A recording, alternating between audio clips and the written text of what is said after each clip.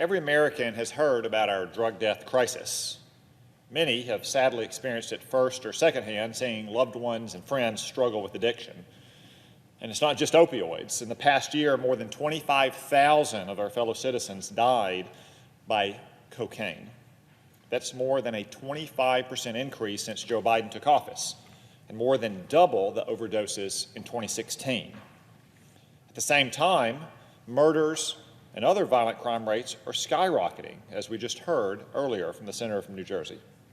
The murder rate has hit levels not seen since the 1990s.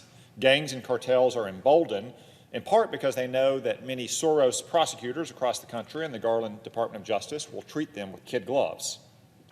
This so-called Equal Act is likewise going to go easier on crack cocaine traffickers, including members of gangs and cartels. This would only exacerbate our problems.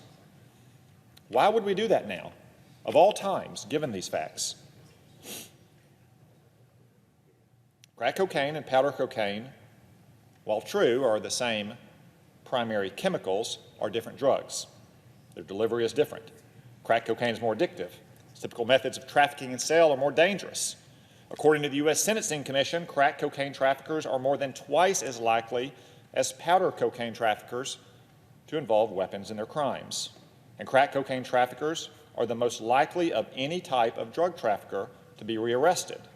Nearly 60% of crack cocaine traffickers are rearrested, many for violent offenses within just a few years of release.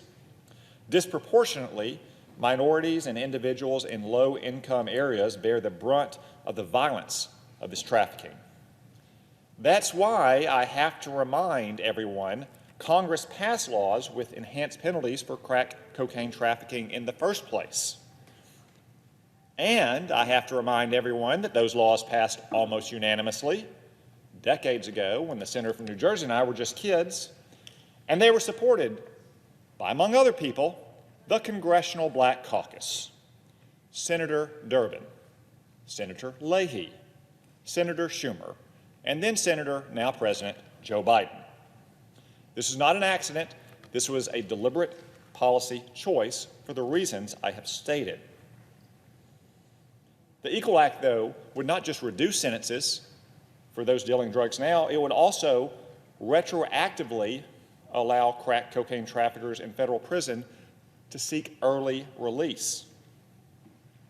Nevertheless, I've heard, as we heard today for years, about this so-called disparity, as if it were an accident, as if it were unintentional, a loophole in the law, rather than people like Senator Schumer and Senator Leahy and then Senator Biden and the Congressional Black Caucus seeking it as a deliberate policy choice.